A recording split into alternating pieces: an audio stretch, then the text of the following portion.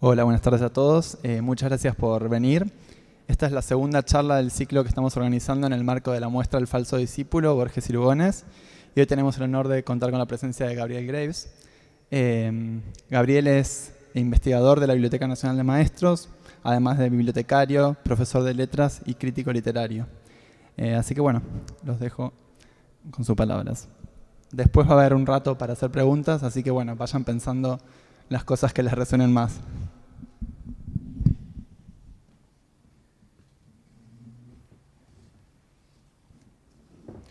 Bueno, se escucha así. Bueno, muchas gracias a la Biblioteca Nacional Mariano Moreno por la invitación. Como indicaban, yo soy parte de la Biblioteca Nacional de Maestros. Gracias al anexo de Borges Cruzac, a Laura Rosato y Germán Álvarez que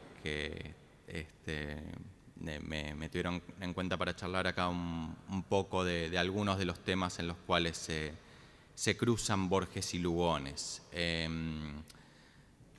Cuando empezó la idea de hacer esta exposición, o por lo menos cuando empezó para mí, sé que hubo charlas anteriores entre Graciela Perrone y Mangel con respecto a la posibilidad de aprovechar el aniversario lugoniano para reflexionar sobre él. A mí me mandaron más o menos a defender a Lugones ante especialistas de Borges, un poco a la manera de, no sé si tienen la novela Transatlántico de Witold Gombrowicz, que lo mandan más o menos a él a defender a Polonia ante un intelectual que se parece mucho a Borges, ¿no? Entonces empezamos a pensar, bueno, como duelo es un poco desigual quizás porque en el siglo XX me parece que es imposible pensarlo sin la literatura de Borges, y en todos esos rankings que siempre son un poco discutibles, probablemente no entraría en casi ninguno de ellos Lugones como un top 10 de los grandes escritores del mundo, digo. Borges no podría faltar. Sin embargo, al adentrarnos un poco en eso, empezamos a ver que había cosas con las cuales Borges es difícil pensarlo a veces sin esta figura lugoniana atrás, o digo, muchas de las cosas sobre las cuales Borges decide intervenir están muy cruzadas por intereses que tenía Lugones. Lo que también pensamos era esto de Lugones como un tipo de acción, y Borges como una persona más de reflexión, quizás. Estamos en la Biblioteca Nacional de Maestros en este momento haciendo una exposición también sobre Lugones que se llama El Hacedor, que retoma el título que lo verán acá, con el que Borges consideró que era la forma de llamar a Lugones, y ese nombre, a medida que nos metíamos más y más en lo lugoniano, descubríamos lo certero de ese nombre, ¿no? Yo creo que también Borges es de los grandes, de los indispensables del siglo XX, porque pasa eso, ¿no? Uno llega a alguna conclusión y ve que Borges ya le dio 50 vueltas antes, ¿no? Y sí, esa idea de un hacedor se nos hizo muy efusiva. Lo que me interesa a mí charlar un poco es una faceta que los aúna, que es su condición de lectores, ¿sí? Si bien son escritores relevantes, indispensables, el adjetivo que queramos ponerle, los dos son grandes lectores, ¿sí? Que hacen lecturas que son muy originales y muy definitivas, que nos cuesta pensar ciertas cuestiones de la misma manera una vez que ellos la leyeron, ¿no? O sea, la lectura que ellos hacen son lecturas que transforman bastante a su objeto. Leen, como canta Martín Fierro, con intención, podemos decir, ¿no? Porque justamente del Martín Fierro y de la literatura gauchesca y de las operaciones que realizan Borges y Lugones es de lo que me interesa hablar. Los dos tienen una necesidad de buscarse un pasado, de buscarse una tradición, en la que encastrar el proyecto literario que tienen o para discutir con ella, ¿no? Y dentro de las lecturas de ambos, dentro del universo de lecturas que los dos propusieron, está esto de la gauchesca. En buena medida, nosotros reconocemos que el Martín Fierro es nuestro libro nacional. Hoy eso parece una afirmación dada, pero no siempre fue así. Y es llamativo porque es nuestra obra representativa y eso parece ser parte de un plan bien urdido y en buena medida entronizado por Lugones. Digo, si hoy el Martín Fierro lo reconocemos como nuestra obra nacional y quizás nunca nos preguntamos por eso, bueno, han habido operaciones concretas que permitieron que hoy Fierro sea nuestro héroe arquetípico, nacional, épico, bueno, también el adjetivo que quieran ponerle. En buena medida entonces es Lugones el que lo inventa. Ahora vamos a ver un poquito cómo. ¿Sí? Yo no planteo decir nada demasiado original, son cosas sabidas, datables. Lo que voy a hacer es un rejunte de cosas que he leído por ahí. Pero quizás sería una pregunta válida, ¿para qué hace falta un libro nacional? Digo, ¿por qué necesitamos tener un libro que lo asociemos con nuestro país? ¿No? Parece ser un saber dado sobre el cual uno muchas veces no reflexiona.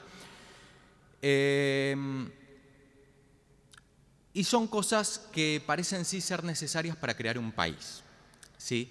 Por eso también la idea de que en el contexto del centenario era muy importante dejar en claro que en 100 años se había armado un país y una de las cosas que necesita un país para tener su condición de tal es un libro nacional, ¿no?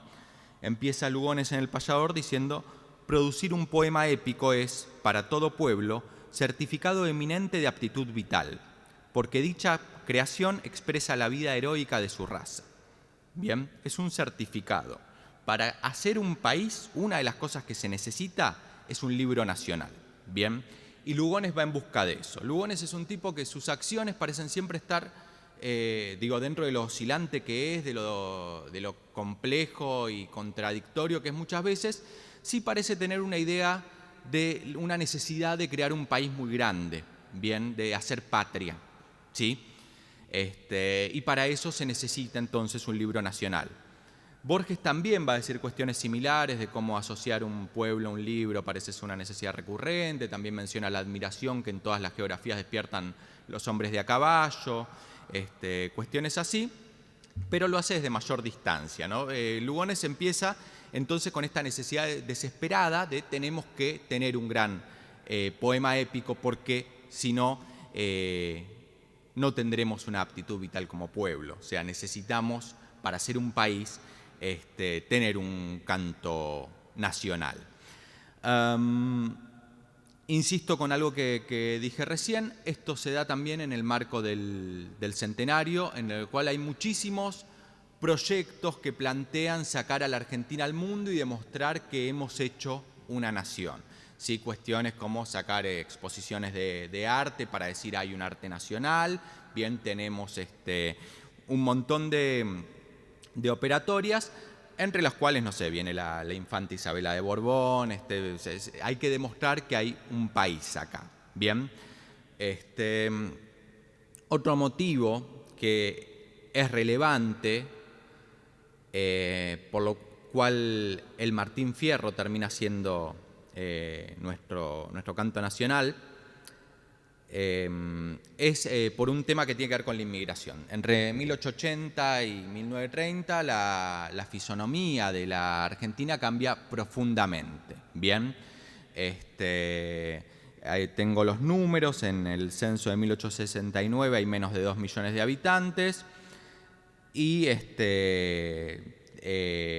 en años después vamos a tener más de 20 millones y sin la inmigración calculan que hubiesen sido 8 millones. O sea, la mayoría de la población pasó a ser extranjera, proveniente de otras latitudes, y resultaba muy difícil, parece ser, integrar al país, a los inmigrantes, con el discurso de los grandes hombres de la patria, con el discurso de los grandes políticos, de nuestros héroes históricos. No los conmovían los generales, no los conmovía San Martín, no los conmovía los hombres que habían hecho la patria, y sin embargo, en este canto de un gaucho perseguido, ellos sentían una profunda identificación. Bien, un gaucho que es antiinmigrante, de hecho, explícitamente, ¿no? Fierro está en contra de los italianos, insulta a unas cuantas nacionalidades, pero sin embargo, esta cuestión la entendía muy fácilmente. Una persona perseguida por todos los poderes, les resultaba una persona con la cual les resultaba mucho más fácil empatizar que con los discursos de los grandes hombres de la patria. Ahora, es complejo que nosotros tengamos como libro nacional el Martín Fierro. Lo que quiero plantear también es eso. Podría no haber sido. Bien, nosotros asumimos que esto es así, que siempre fue así. Sin embargo, es complejo porque ¿cómo es nuestro héroe nacional en oposición a otros héroes, ¿no? Si uno ve a un Aquiles, si uno ve a Roland, si uno ve al Cid Campeador, a todos esos héroes, bueno, Fierro es una versión un poquito devaluada, si se quiere, de esos. Uno los tiene como un gaucho que es desertor, borracho, asesino, ¿no? Se jacta de los consejos que deja a sus hijos, pero la verdad es bastante ausente como padre. Digo, tiene una serie de cuestiones que lo hacen un poco más réprobo que otros héroes. Y también porque escribe de esta manera, en un verso menor, ¿sí? Con todas las objeciones que le va a hacer la crítica a Fierro de que está escrito de una forma muy vulgar y que van a hacer, parece Mella en Hernández, en la segunda parte, en la Vuelta de Martín Fierro, se recuerda hasta ese episodio del buey corneta que lo insulta por cómo canta, y Fierro tiene su respuesta para eso. Pero digo, es un exponente legítimo de la cultura popular. Están siempre esos recordatorios de cómo en las pulperías se pedía, no sé, yerba, azúcar y determinada cantidad de Martín Fierro, ¿no? O sea, tenía un arrastre único de ser un bestseller, que la primera, la ida de Martín Fierro, o sea, el libro El Gaucho Martín Fierro, había vendido 48.000 ejemplares, lo cual no existía en ese momento como cantidad. El día de hoy sería impresionante cualquier libro que venda 48.000 ejemplares, digo, de un autor argentino, nacional o ese tipo de cuestiones. Digo, una cuestión extraordinaria de consagración popular ocurre entonces en el Martín Fierro. Para que se entronice como canto popular un libro que tiene todos estos problemas de ser muy de estar peleado con la ley, Fierro y todo ese tipo de cosas, bueno, se necesita una operatoria por la cual la cultura letrada, bien, acceda a decir, bueno, sí, este es nuestro canto nacional, a riesgo de adecentarlo un poco, ¿no? No podemos tener un mensaje terrible en contra de la construcción de cualquier país, sino que tenemos que demostrar que este libro es profundamente, hay algo como si la patria lo hubiese escrito, ¿no? Por otro lado, era un candidato bastante interesante, esa cuestión casi milagrosa de cómo Hernández, casi de la noche a la mañana, de escribir periodismo, de que le prohíben escribir periodismo, se transforma en un poeta impresionante. Él se jacta de haberlo escrito en muy poco tiempo, el Martín Fierro. Digo, había una cosa medio milagrosa en su creación. Sin embargo, se necesitaba este gesto de la cultura letrada, y el hombre que estaba en el lugar histórico como para hacer eso era Lugones, ¿sí? Uno de los pocos, cuanto menos, intelectuales que tenía la capacidad de canonizar a Fierro era Leopoldo Lugones. En 1913 Lugones vuelve de Europa, pensaba quedarse después, pero bueno, estalló la guerra y demás. Y Faustino da Rosa, un empresario, le propone dar un ciclo de conferencias en el Teatro Odeón. Bien, En el Teatro Odeón, en Esmeralda y Corrientes, en Corrientes y Esmeralda me da gracia porque es donde cita Scalabrini y Ortiz, que está como el centro del hombre que está solo y espera, el hombre bonaerense por excelencia. Para ahí es el centro de Buenos Aires, y toda esa cuestión de cómo es el centro de la patria, entonces, desde una concepción centralista. Ahí Lugones ve la oportunidad para hablar de este proyecto que él ya lo había empezado a tener en Francia. En el Odeón actuaron Carlos Gardel y dio conferencias Anatole France, y digo, fue un lugar, y la segunda candidatura a la presidencia de Roca se anunció en el Odeón. Digo, un lugar con un peso específico bastante fuerte, en el cual Lugones parece que con mucha conciencia dice: yo voy a accionar acá, ¿no?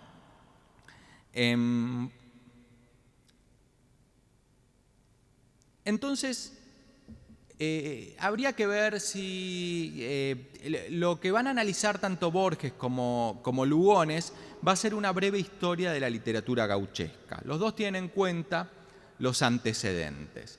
Lugones lo que quiere plantear es que los antecedentes no alcanzan en cierta forma para explicar al Martín Fierro. O sea, es esta cuestión que salió de la patria misma, esta cuestión superlativa. Pero bueno, ¿quién vino antes de Fierro? El que se suele poner como iniciador de la gauchesca es a Bartolomé Hidalgo. No que no haya antecedentes. Si uno va a Juan Baltasar Maciel en 1777, Bartolomé Hidalgo nace en 1788, muere en 1822. En 1777 el clérigo Juan Baltasar Maciel escribe: canta un guaso en estilo campestre los triunfos del excelentísimo señor don Pedro de Ceballos. Es interesante porque me parece que el componente guerrero, batallador, es lo que lo hace ser muy vivo como género a la gaucha. El problema que tenemos en el colegio, para mí por lo menos, es que nos da muchas veces como un género en el cual no pasa nada. Son gente que se dedica a cantar al paisaje o a cuestiones en las que no pasan. Hay que ver si pasa con el paisaje también o no. Pero digo, de todas formas, un género por excelencia en pugna, desesperado, batallador. Lo otro que Borges señala muy bien es que la gauchesca no la escribieron los gauchos. Bien, no es un descubrimiento menor, porque digo, tenemos la idea de que Fierro en cierta forma existió, de que era así, y hay una cuestión de la confusión entre el autor y el personaje que la ha fomentado en cierta forma la historia. Rafael Hernández, el hermano de José Hernández, y cuando murió José Hernández se publicó que había muerto el senador Martín Fierro, y una serie de cuestiones que nos hacen creer que hay una función entre el personaje y el autor que es muy fuerte. Borges en una entrevista con Briante dice yo siempre digo que se ha cometido un error con la poesía gauchesca y la literatura gauchesca porque ha sido hecha por hombres de ciudad que se han compenetrado con los gauchos, pero a ningún gaucho se le hubiera ocurrido escribir las novelas de Eduardo Gutiérrez, los poemas de Cazzubi y de Lucich. Lucich era yugoslavo. Quiero decir que todo este mito del gaucho es un mito del este. Les empieza a tirar un poco con los apellidos, ¿no? Dice esto de cómo Hernández era Hernández Corredor Lynch, ¿no? Una persona, una familia importante de la época. Lucich parece que era hijo de croatas, así que también esa cuestión de Lucich es, bueno, ahora vamos a hablar un poquito de eso. Pero digo, la poesía gauchesca la escriben hombres de ciudad que estaban en contacto con el campo, ¿sí? De alguna manera, pero que no eran gauchos. El gaucho no escribía. Ya vamos a ver después el grado de alfabetismo o analfabetismo que le podemos asignar a Martín Fierro directamente. Lo que inventó Hidalgo entonces fue una forma de un habla. Lo que Borges dice es que Hidalgo es un poeta que ha sido superado, lo insultan, dice tanto, si bien Rojas lo pondera, Borges dice que es muy crítico porque lo trata de rapabarbas, porque bueno, parece que era peluquero. rapador, cosas así, rapista, perdón.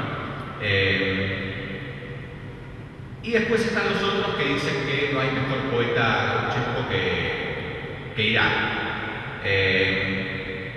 Lo que dice es, lo que dice Borges es que descubrió la entonación del gaucho, Hidalgo. No ve los diálogos patrióticos entre Llano y Contreras, que básicamente son que uno fue a la ciudad y le cuenta al otro lo que vio a la ciudad, y entre los dos se ponen a conversar y entre mates van descubriendo una verdad o van llegando a un grado de conocimiento mayor al que hubiesen tenido cualquiera de ellos por separado, ¿sí? En la charla se va produciendo un conocimiento entre Llano y Contreras, los gauchos típicos de Hidalgo. Y dice Borges, descubrió la entonación del gaucho y eso es mucho. En mi corta experiencia de narrador he comprobado que saber cómo habla un personaje es saber quién es.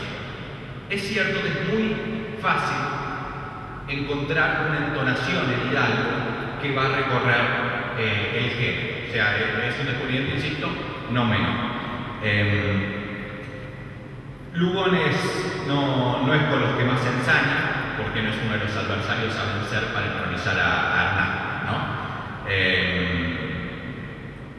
Insisto con esto también, al buscar antecedentes se suele empezar con Hidalgo.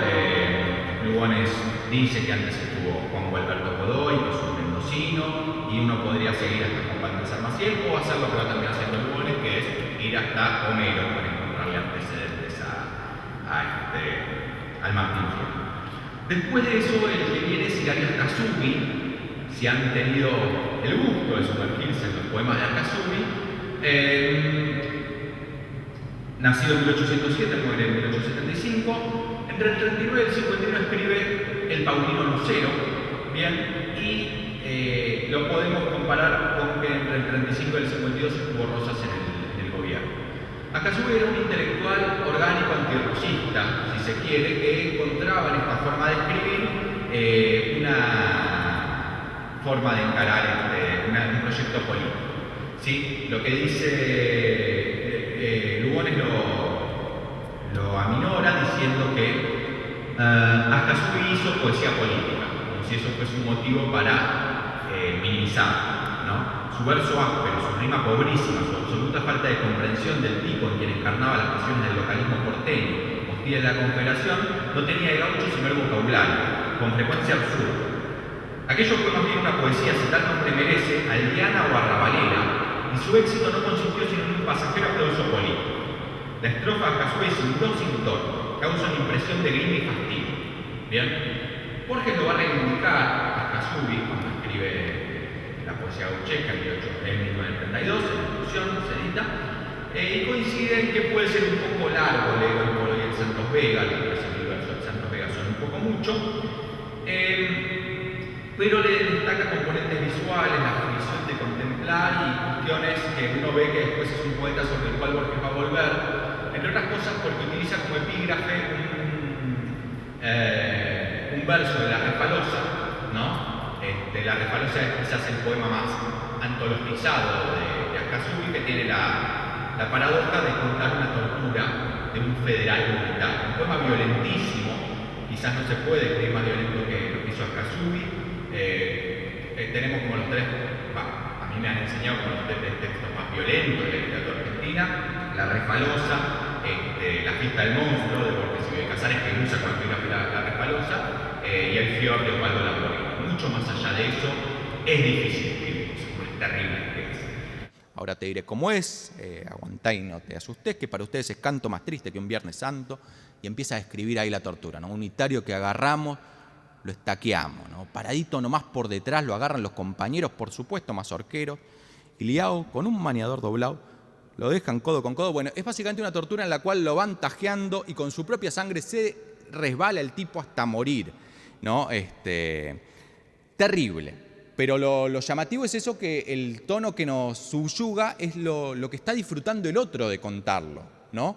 Que el poema más exitoso de un antirrosista sea el que le da la voz al enemigo es una operación interesante. El poeta que todos reconocen como posterior y un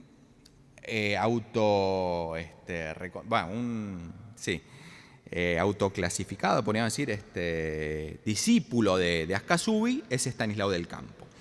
Estanislao del Campo escribió una obra que es el Fausto de Estanislao del Campo, que habla de un gaucho que va a ver la ópera del Fausto de Gounod, y describe la alucinación que tendría el gaucho cuando está viendo la ópera, que es un tipo que parece no distinguir bien ficción y realidad. Se le reconocen muchas cosas de cómo el tipo ve, el gaucho ve cómo entra el público al teatro de Colón y los compara con el ganado y cuestiones así, pero fíjense cómo cambió esa poesía guerrera a un tipo que está en el Colón, ¿sí? Describiendo una ópera. También contra esta obra se va a erigir explícitamente, programáticamente, el Martín Fierro, que va a criticar esta idea del Fausto de usar al gaucho como un elemento de divertimento, ¿no? Lugones también lo va a matar en esta obra, en El Payador, en sus conferencias en el Teatro Odeón, y va a decir: facilidad y hasta algún colorido superficial tenía del Campo. Su conocida composición es una parodia, género de suyo pasajero y vil, ¿sí? O sea, la poesía política es mala, la parodia es mala. Hay algo del lenguaje de Lugones que también a mí me parece muy, muy seductor, ¿no? Esta cuestión suntuosa de que nos lleva a veces por efecto, aunque si analizamos cada una de las cosas que dicen, a veces no se sostienen. Ahora, gana por estilo, se podría decir. Lo que se propuso fue reírse y hacer reír a costa de cierto gaucho imposible, que comenta una ópera trascendental cuyo argumento es un poema filosófico. Critica también al lobero rosado, ahí hay algo de eso en la polémica alrededor de Martín Fierro, porque era el caballo que montaba el gaucho. Y entonces Lugones dice: ese es un animal siempre despreciable, cuyo destino es tirar el balde en las estancias. Lo acusan de no conocer en realidad las cosas del campo, porque está mencionando al lobero rosado. Borges dice que no es capaz de juzgar los pelajes de los caballos, pero que Overo Rosado le parece un hallazgo poético y le gusta el clima de charla y una serie de cuestiones, ¿no? Entonces, cuando uno dice una cosa, el otro le busca la contra. Igual, lo que me parece interesante es que la crítica que está haciendo Lugones con respecto a esto es con respecto al grado de realismo que tenga, ¿no? O sea, pensar que el poema tendría que ser una descripción fiel de lo que sucede en realidad. Entonces, cuando uno reconoce que la gauchesca está escrita por estos señores que no eran gauchos, quizás no necesitamos ya exigirle el grado de realismo y podemos empezar a encontrar cuestiones valiosas en la imaginación que tengan. Digo, prácticamente el Fausto termina con un gaucho que sale volando a caballo, ¿no? Cosa que Piglia y otros han retomado después y lo han hecho entrar en novelas. Y Borges hace una cosa muy linda, que es hablar del Juan Moreira.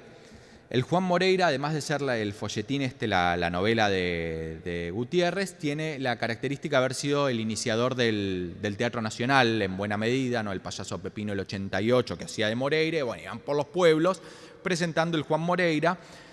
Y son míticas las cuestiones de cómo un público conformado por gauchos, cuando lo iban a matar a Moreira, se subía al escenario a defenderlo, ¿no? Y tiene otras anécdotas Borges con respecto a esas representaciones del Moreira, en la cual también cito la entrevista con Briante, dice: un muchacho le da una puñalada a otro, fue en Entre Ríos parece, lo llevan preso, le preguntan cómo se llama, sería 1905 1910, ¿cómo se llama? Juan Moreira. ¿Cómo Juan Moreira? Sí, soy hijo de Juan Moreira, pueden preguntarle a mi madre. Y van a ver a la madre y la madre dice: sí, Juan Moreira me lo hizo la última vez que estuvo en el circo. El que la había embarazado era Podestá, ¿no? la compañía. Una confusión así muy grande, pirandeliana, pero mejor que pirandeliana. Por eso es que cuando dicen que el Fausto de Estanislao del Campo es imposible porque el gaucho no confundiría el teatro con la realidad, se equivocan, ¿no? O sea, la mujer había confundido al actor con el personaje, y también había otras de uno que le hizo frente a Moreira y sacó fama de guapo porque se había enfrentado a Moreira y lo había corrido, ¿no? Y lo había sucedido en un teatro. Esa cuestión me parece interesante, porque Borges propone muchas veces esas cuestiones de cómo los mecanismos por los cuales nosotros creamos la realidad y los mecanismos por los cuales creamos la ficción no son siempre tan distintos. Bien, Borges tiene una capacidad para analizar con fines literarios cuestiones que no son de ese universo, o que no solemos considerar como eso. Para él el discurso científico también puede ser una rama más. Habría posibilidad de pensar como gauchescos a otros, a Echeverría, a Sarmiento, pero no tiene esta particularidad de darle la voz directamente al gaucho, ¿no? Pero me gusta mucho a mí unas cuestiones que dice Lugones de la décima de Echeverría, la sextina de Hernández, ¿no? Aquí me pongo a cantar, que todos la conocemos, es preciosa, fácil de recordar, y la décima de Echeverría para la cautiva es un tipo de verso bastante más incómodo, ¿no? La cautiva de Esteban Echeverría son ensayos de color local en los cuales brilla por su ausencia el alma gaucha. Una décima de su invención tan destartalada como ingrata al oído, ¿no? Era la tarde y la hora en que el sol la cresta dora, de los Andes el desierto, inconmensurable abierto y misterioso a sus pies, se extiende. Bueno, digo, es más complejo de recordar eso que el de Fierro, que nos lo acordamos así nomás. Pero me gusta ver cómo lee un poeta. Toma 4 versos que son: gira en vano, reconcentra su inmensidad y no encuentra, la vista en su vivo anhelo, do fijar sus fugaz vuelo. Bien, la persona está mirando básicamente, pero lo dice de una forma muy compleja. Y Lugones dice, imposible decir peor las cosas, ¿no? Habría que hacer del tercer verso el primero, del primero el segundo y el segundo el tercero para que resultara menos malo. Ese igual miseria, es sencillamente lamentable. ¿Cómo quedaría la versión de Lugones? La vista en su vivo anhelo, gira en vano, reconcentra su inmensidad y no encuentra, do fijar su fugaz vuelo. La verdad que lo mejora. O sea, a mí me parece genial eso de cómo lee un poeta, ¿no? Dice, bueno, este poema es lamentable, ahora si movemos esto para acá, esto para acá, esto para acá, queda más lindo, ¿no? Es como demostrar con el ejemplo cómo podría cambiar la décima de Echeverría, que digo, una cuestión que uno puede considerar un crimen de meterse con escritores consagrados, y él dice, bueno, corramos esto acá, esto acá, esto acá. Lo digo también por las operatorias que va a hacer Borges sobre el Martín Fierro. Bien, que se podría escribir una partecita más, se podría escribir distinto, hay algo que sugiere el Martín Fierro pero que no desarrolla. Bueno, ya vamos a ir a eso. Después de todos estos, ahí aparecería José Hernández. José Hernández, pasando antes por Lussich, hay una cuestión de si Lussich fue discípulo o precursor de Hernández. Lussich escribió Los Tres Gauchos Orientales, que tiene ya un tono muy parecido. Borges enumera una serie de momentos en los cuales parecen poemas hermanados. Y sin embargo, Ángel Rama lo que dice es que primero estuvo el Martín Fierro, que lo leyó Lussich, pero se editó antes. Bueno, en fin, cuál vino primero es indistinto. Pero ahí llega José Hernández.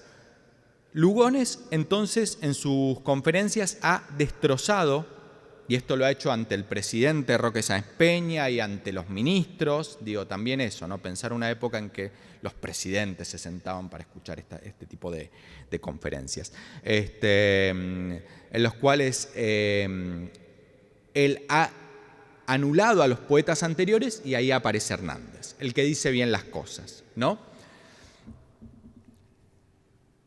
Habla de y hace una serie de operaciones que consisten en hacer símiles que son muy osados, ¿no? Muy valiente la idea. Él compara la música gaucha con Bach, por ejemplo, ¿no? Y la operación máxima que va a ser la de comparar a Fierro con Hércules, ¿sí? El linaje de Hércules tiene esto. Sí, este héroe tan réprobo, para él está hecho del mismo material que están hechos los héroes clásicos. Lo consigue por un milagro retórico, más o menos, ¿no? Su éxito es inmediato. En La Nación al día siguiente sale que Lugones como autor y como lector ha ganado una batalla sin precedentes en nuestra vida literaria.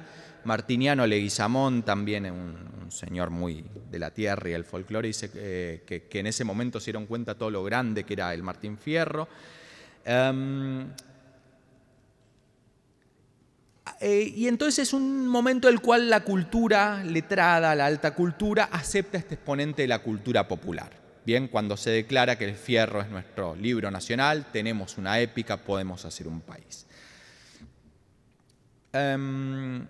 No es cierto, también cosas que escuché que algunos decían, es que Lugones lo que hace es entronizar la vuelta de Martín Fierro, porque entre la ida y la vuelta han cambiado bastante el propio Fierro. Ahora hablamos un poquito de eso, pero digo, la cuestión es que vuelve mucho más decente. Ahora, no es cierto que Lugones lo haga. Si uno va al texto, él considera que es inferior la vuelta a la ida. Dice que la moraleja anula la fábula, o sea, la cuestión moralizante que tiene Fierro en la vuelta es contraproducente para el proyecto.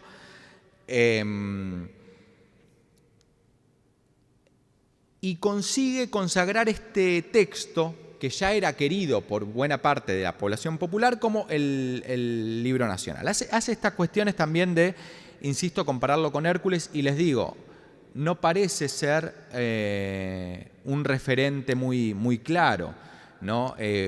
Uno no puede pensar que esto es similar a lo de Homero, salvo que tenga muchas ganas de pensarlo, ¿no? Uno lee la Ilíada, la Odisea, y no suele tratar de las clases populares, ni es la historia de un soldado raso, ni nada por el estilo. Son casi siempre cargos jerárquicos los que están. Y si bien tiene un par de momentos muy lindos y conmovedores, ¿no? Cuando Euriclea reconoce la cicatriz de Ulises, o el perrito que muere cuando vuelve Ulises después de sus largos viajes, es complicado pensar que Fierro pueda sentarse en la misma mesa que estos señores. Pero es también la idea de que esto en cierta forma lo escribió el pueblo, ¿sí? De que es la Argentina misma la que habla a través del Martín Fierro. Cosa que Hernández va a decir en su prólogo a la vuelta. Él lo que está diciendo es cómo no sabe cuánto ha escrito él o cuánto ha escrito el pueblo, cuánto escribieron, cuánto es el decir de los gauchos y cuánto es realmente obra suya. Que es una polémica que hay otros ejemplos. Los hermanos Grimm, Jacob Grimm con Schiller discutían eso. Los Grimm decían que sus cuentos eran exponentes del pueblo, y Schiller decía, nadie ha visto nunca que el pueblo escriba nada. O sea, el pueblo no escribe, lo escribiste vos. Y los otros defendían, no, bueno, es cierto, no se sienta y escribe, pero sale del pueblo esto, ¿no? Y Fierro parece tener esa condición. Tiene la condición también de los clásicos. Aunque no hayamos leído el Martín Fierro, nos pasa lo que Italo Calvino dice que pasa con los clásicos. Son libros que uno siempre está releyendo. Aunque los leamos por primera vez, cuando los agarramos nos da la sensación de que esto ya lo leímos, ¿sí? Si alguien todavía no ha leído la Ilíada, la Odisea o el Martín Fierro, lo va a agarrar y le va a dar la sensación de que ya lo había leído. Bien, eso me parece que es algo que Fierro tiene. Sobre este texto realiza estas operaciones Lugones, y tiene muy clara la necesidad de una puesta en escena, la necesidad de hacerlo en un teatro, la necesidad de hacerlo ante las autoridades, la necesidad de generar un mito nacional fundacional épico. ¿Bien? Y lo consigue. Si después va a ser imposible discutir sin incluir el Martín Fierro, sin pensarlo de estos términos, por acción o oposición. Borges en algún momento también va a mencionar eso, que para él, si hubiésemos elegido el Facundo en vez del Martín Fierro, otra y mejor sería nuestra historia. Facundo, que también es un libro que Lugones en El Payador dice que es un libro hermano, aunque antagonista de Fierro, porque reconoce a los dos que están hechos en forma improvisada, ¿sí? Los dos están con mucha bronca escritos, y eso es estrictamente cierto.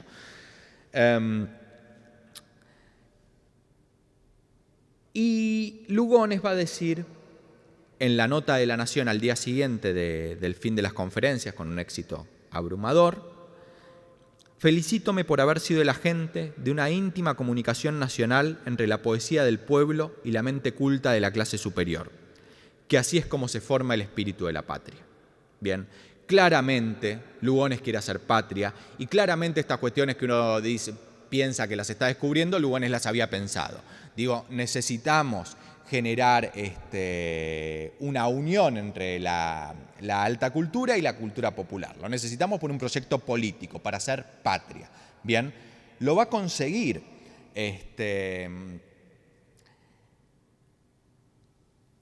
Es un poco milagroso, digo, podría haber sido otra nuestra historia literaria. Tuvimos a Lugones en el momento justo, en el lugar indicado para hacer esto.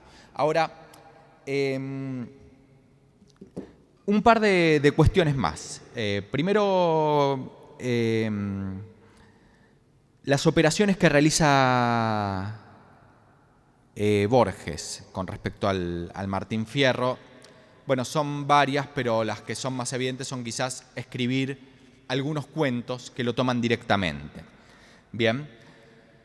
Borges dice en el Martín Fierro: el desafío del moreno incluye otro, cuya gravitación creciente sentimos y prepara y prefigura otra cosa, que luego no sucede o que sucede más allá del poema, en la que el moreno venga a la muerte de su hermano. ¿Recuerdan más o menos en Martín Fierro la idea esta de cómo Fierro en la ida mata a un moreno estando borracho, ¿sí? Con esa estrategia típica de Fierro que se aplica tanto a cómo hace la poesía, a cómo mata gente, que es tirarse para atrás y después ir hacia adelante, ¿no? Tiene eso también, digo, los versos esos hermosos de yo no soy cantor letrado, tirándose a menos, más si me pongo a cantar, no tengo dónde acabar y me envejezco cantando, verso precioso si los hay, imagínense la imagen de alguien envejeciéndose mientras canta, ¿no? Las coplas me van brotando como agua de manantial. Entonces es eso, de tirarse atrás y después redoblar la apuesta. Si uno ve, esa es la forma también en la cual mata al moreno en la ida. Y en la vuelta tiene una payada, al final, después de que hay una serie de reencuentros milagrosos de Fierro con sus hijos, con el hijo de Cruz, con un montón de otros personajes que lo tiran un poco al melodrama, estos reencuentros un poco milagrosos, ¿no? Que hacen a algunos teóricos, Ezequiel Martínez Estrada entre ellos, que ha hecho para mí el gran libro de crítica del siglo XX, que es Muerte y Transfiguración Martín Fierro, creer que es un error que haya vuelta, que no hay vuelta posible, porque bueno, como terminaba la idea de Martín Fierro, Fierro rompe la guitarra, anticipándose casi 100 años a Pete Townshend, a The Who, a cualquiera de los grupos violentos que rompían la guitarra, ¿no? Y tiene ese verso tan extraño, el Ruempo dijo la guitarra, ¿no? Para no volverme a tentar, ninguno la de tocar, por seguro ténganlo, porque nadie se ha de cantar cuando este gaucho cantó. El dijo es lo sorprendente de ese verso, porque es Ruempo guión dijo guión la guitarra, ¿no? ¿Quién dice dijo? Si el poema está en primera persona, de repente aparece un narrador omnisciente en tercera, que es indispensable para que el verso me dé bien, para que me mida bien, ¿no? Bueno, misterios que tiene Martín Fierro con los cuales la crítica se hace un festín. Digo, esa sextina maravillosa que inventó Hernández y que tiene ese primer verso que no rima con nada, ¿no? El aquí me pongo a cantar, el cantar después no rima, ¿no? Al compás de la vihuela, que al hombre que lo desvela, vihuela desvela, una pena extraordinaria, que va a ser el tono general del poema, el de la pena extraordinaria, como la ave solitaria, con el cantar se consuela. Bueno, entonces tenemos el segundo rima con el tercero y con el sexto, el cuarto rima con el quinto, el primero no rima con nada. Lugones hace también una metáfora muy bella y decir, bueno, los 6 versos son las 6 cuerdas de la guitarra. Y cuando está improvisando el gaucho, lo que hace es tirar una al aire siempre. Y ese es el primer verso libre que no rima con nada, ¿no? Otros van a decir, por lo general los gauchos lo que hacían era tirar el primer verso, pensar la estrofa y después repetir el primer verso. O sea, era así me pongo a cantar, pensaba ahí cómo iba a componer y después empezaba, aquí me pongo a cantar al compás de la vihuela.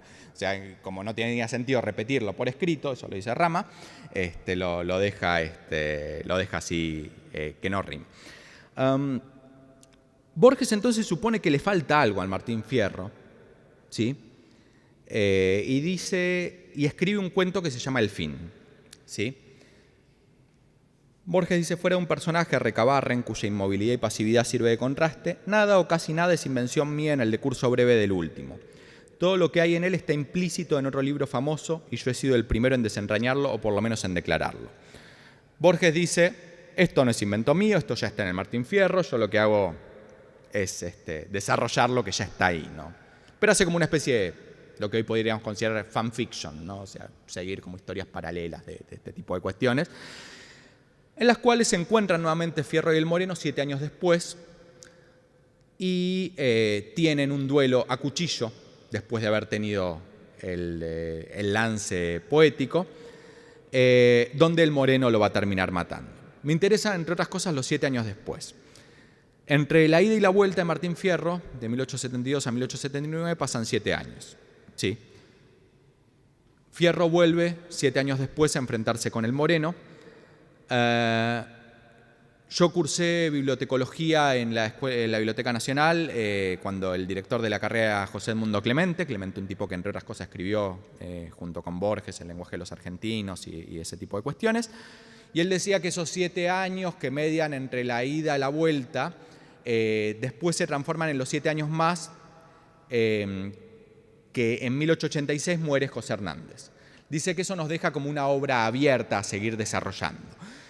Pero digo, 7 años después muere Hernández y 7 años después es cuando muere Martín Fierro para Borges. Entonces digo, la muerte de Hernández coincide con la muerte de Martín Fierro y lo que sucede ahí también es esta cuestión de la cual el Moreno, cumplido su destino, desaparece, deja de ser alguien, pasa a ser nadie, ya ha cumplido su destino, no tiene nada más que hacer, estaba en la vida para esto, que es similar al final de Fierro también, cuando se cambian los nombres, desaparecen, se da cada uno un punto, y que si uno se pone lugoniano, bien, eso de ser nadie es algo que le pasa también a Ulises, ¿no? Cuando con Polifemo dice, no, yo me llamo nadie, y después con eso tiene como ese ingenio de cómo superar al cíclope que lo atormentaba.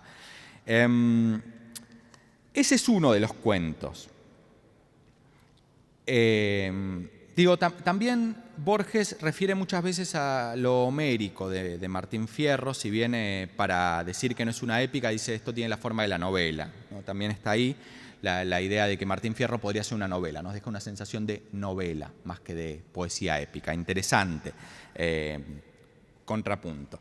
Y el otro cuento que tiene Borges, que directamente habla de Martín Fierro, es la biografía de Tadeo Isidoro Cruz, bien, 1829-1874.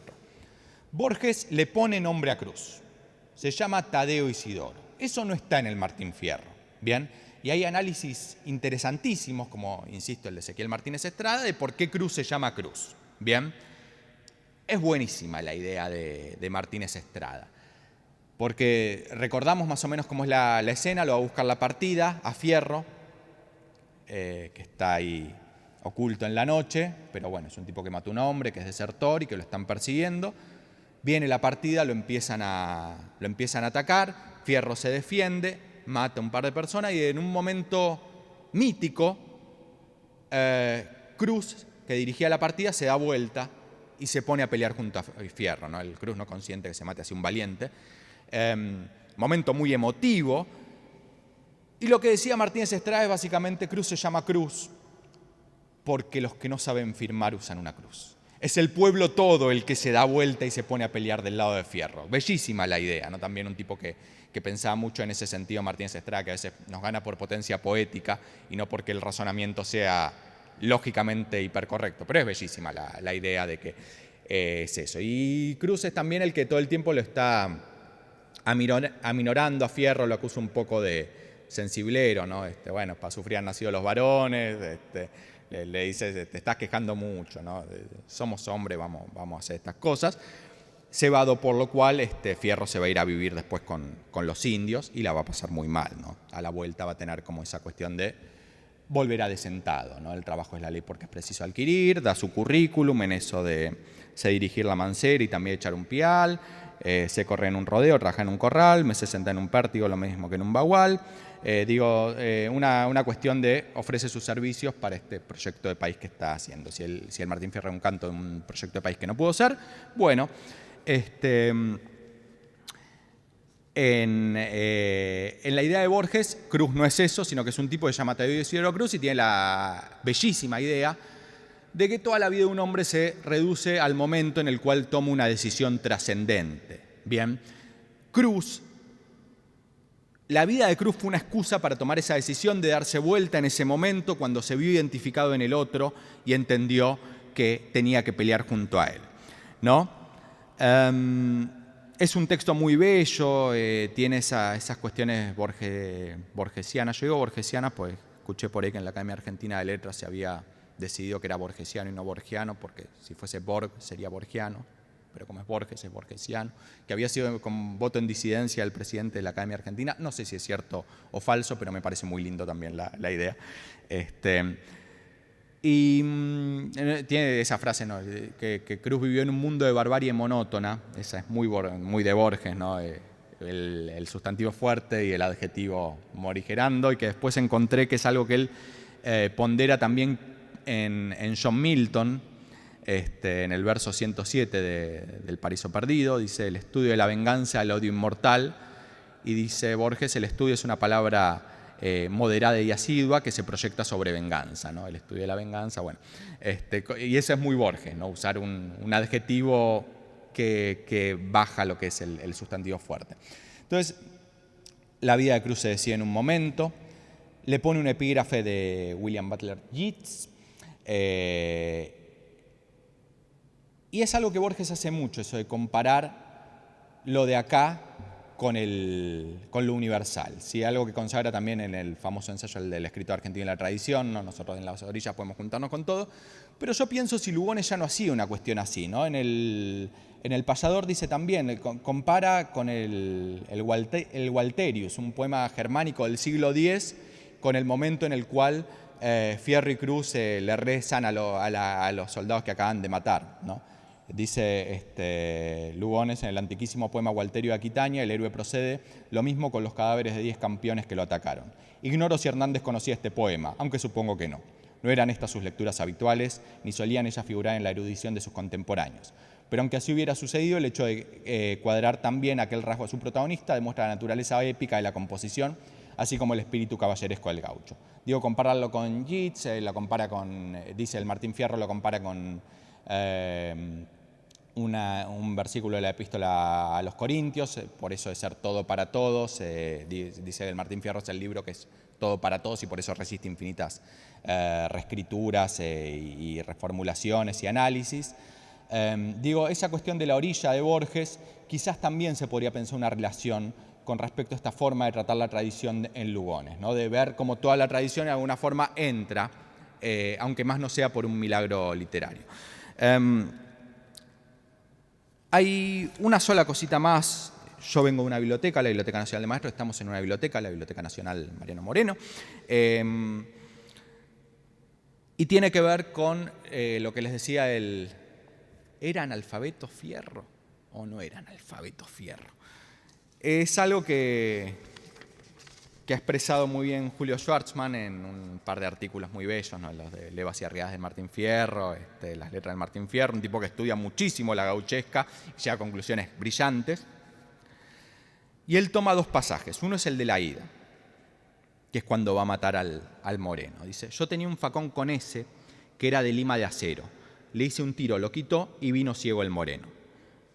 Un momento en el cual Hernández cambia la métrica, ya no son sextinas, y Lugones dice: está muy bien porque el gaucho es una persona impulsiva, entonces podía llegar a cambiar la métrica, salvo en la segunda parte, dice Lugones también, que hay un par que son inexplicables los cambios de métrica. Pero lo interesante es que dice: yo tenía un facón con S, y la S lo que hace es dibujar una S mayúscula.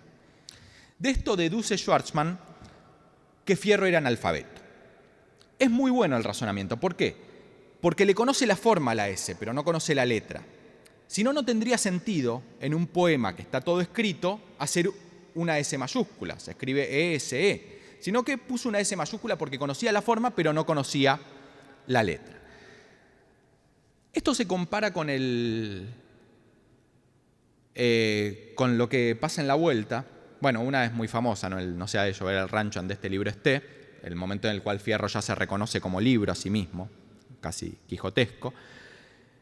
Pero cuando le gana la payada al Moreno, hacen una serie de discusiones que son muy abstractas, ¿no? ¿Cuál es el canto del cielo, del agua? Una serie de cuestiones. Y el moreno responde con gracia siempre a esos embates. Sin embargo, el que no puede responder es cuando Fierro le dice: ansí prepara, moreno, cuanto tu saber encierre, y sin que tu lengua yerre, me has de decir lo que emprende el que del tiempo depende en los meses que traen R. Y ahí escribe R, E-R-R-E. Ahora, no es que el moreno no supiese los trabajos del campo, no sabe qué meses traen R, ¿no?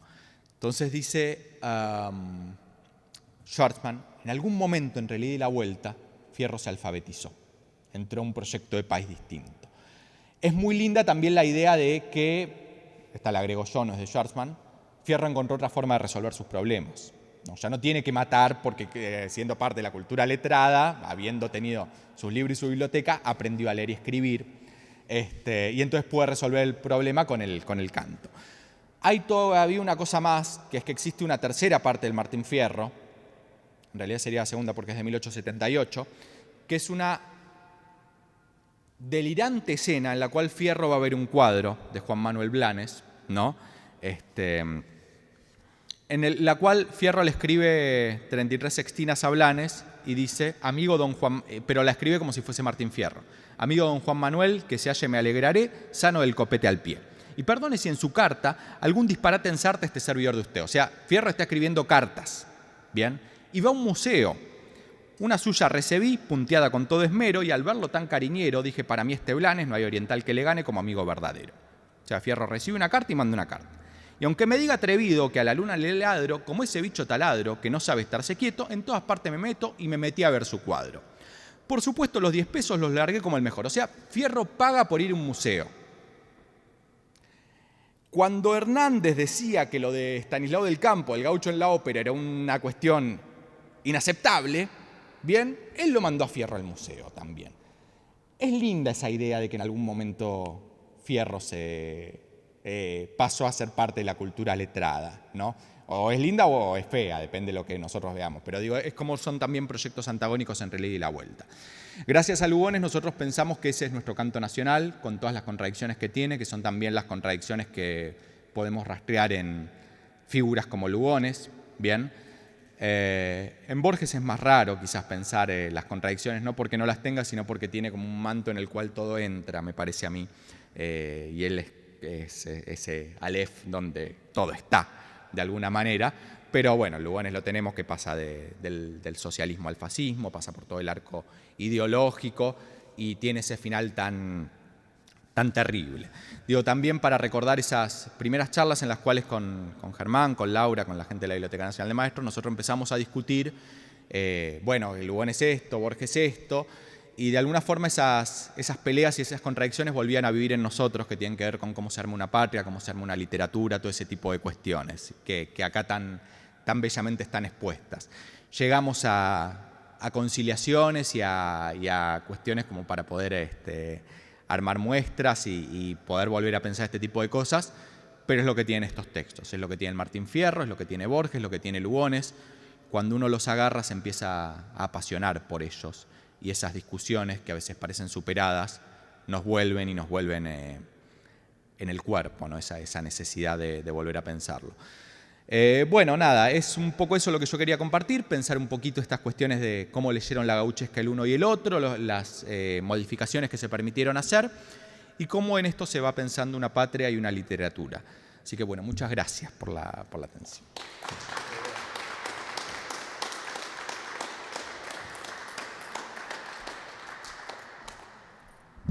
Bueno, no sé si alguno quiere hacer alguna pregunta. Yo leí un libro no recuerdo ahora el autor, lo leí hace tiempo, leí Martín Fierro. Sí.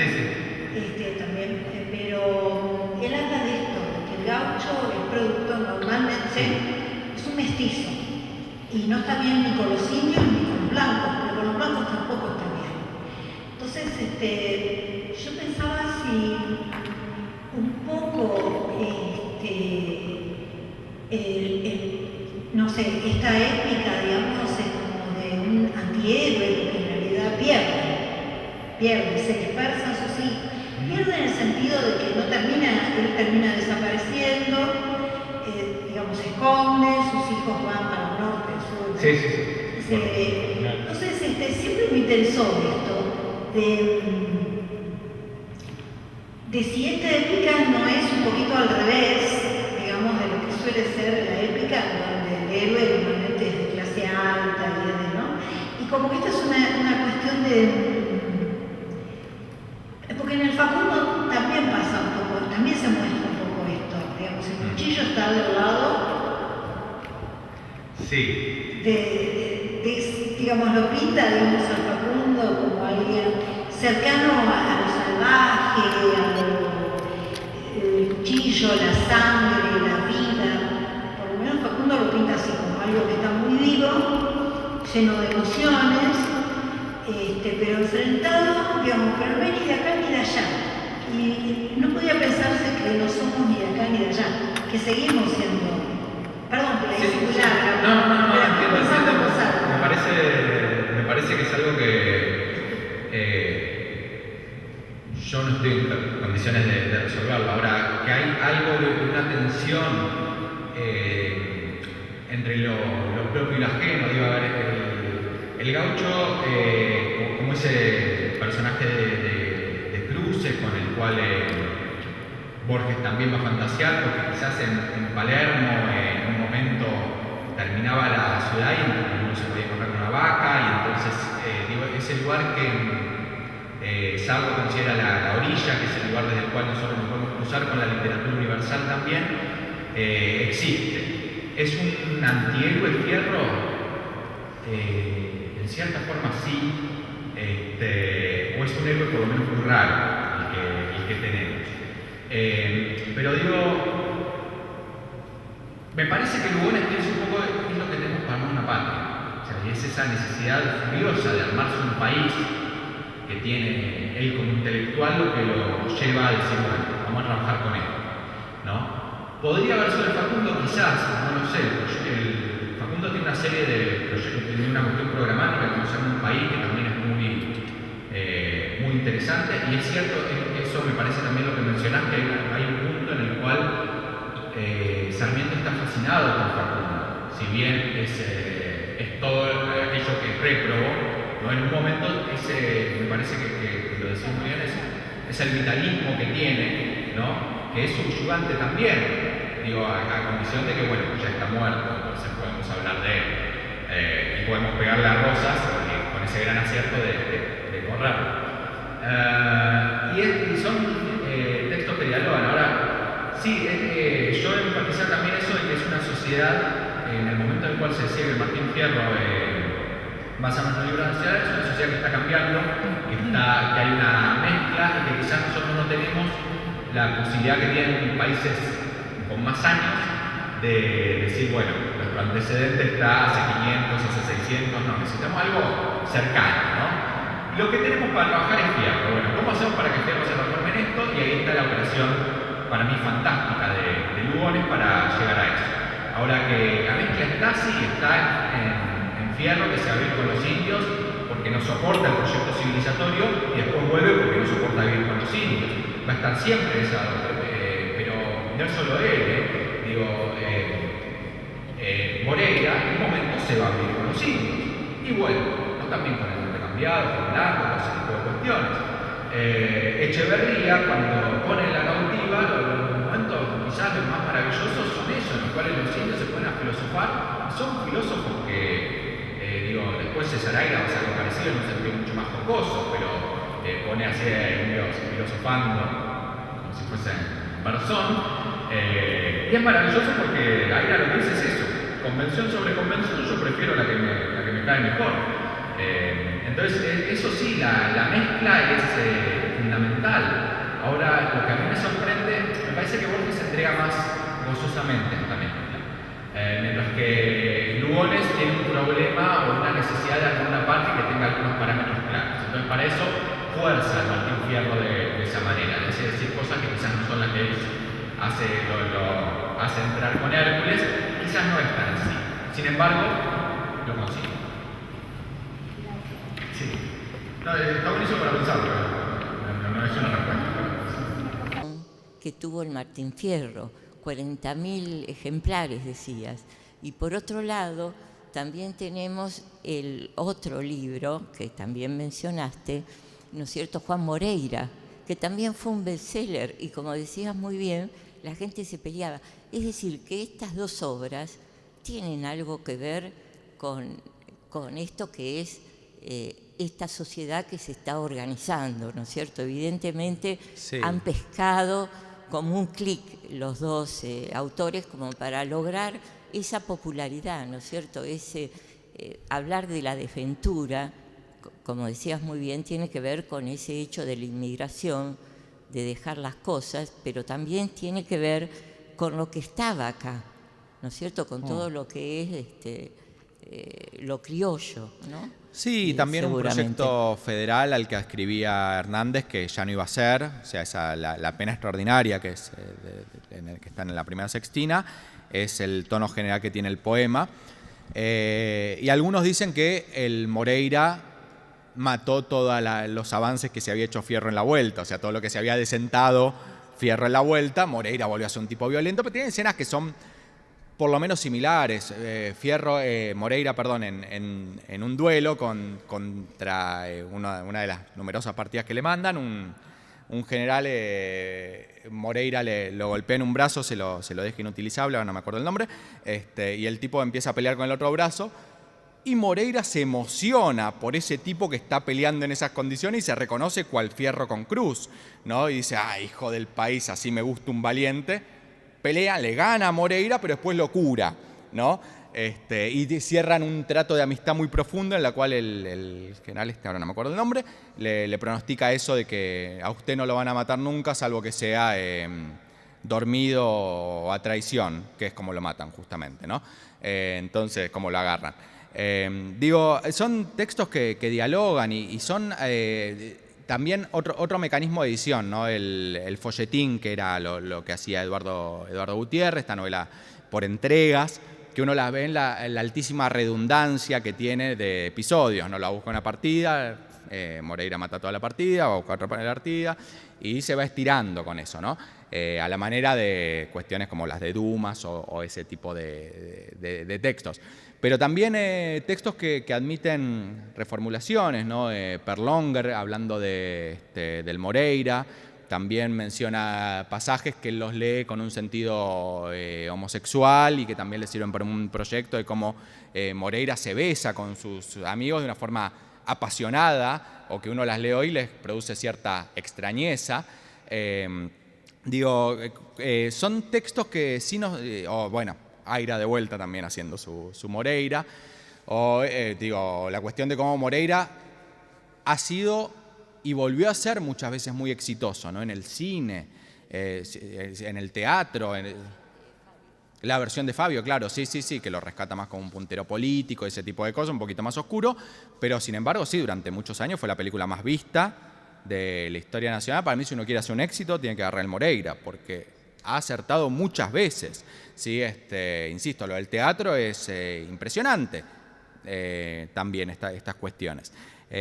Sí, son estos personajes que parecen entender muy bien algo del país. En eso sí hay que darle la derecha a Lugones, que quizás este tipo de personajes son muy atractivos. Realmente uno los lee hoy y aguantan perfectamente la lectura. Cosa que otras obras no nos lo permiten. O sea, que uno cuando hablamos de Lugones al principio me decían acá, no, pero vos no podés bancar este poema, porque la verdad que hoy por hoy no se puede leer esto. Y un poco cierto es también. Uno ve la cosa más modernista, más edulcorada, así, suntuosa de Lugones, y bueno, es complejo, ¿no? Borges dice también que cuando él se sentía más como discípulo de Lugones necesitaba, no sé, un epíteto de 2 sílabas, y entonces su mecanismo era buscar en todo el diccionario y encontrar el más extraño y ponerlo, ¿no? Y después dice, después fui ganando un poco en quedarme con lo primero que sale, porque creo que en eso hay una verdad. Pero si uno ve el derrotero de Lugones, de los primeros poemarios a los romances del Río Seco, ve que hay mecanismos que son similares. Se vuelve mucho más parco, si se quiere, ¿no? Pero también de una forma mucho más... crea un verosímil distinto, ¿no? Es una cuestión de que se dejan leer mejor quizás los últimos poemas de Lugones, más que los primeros, que parecen ser la suma de los signos de una época, de una escuela, ¿no? Bueno, les vuelvo a pedir un aplauso para Gabriel y muchas gracias.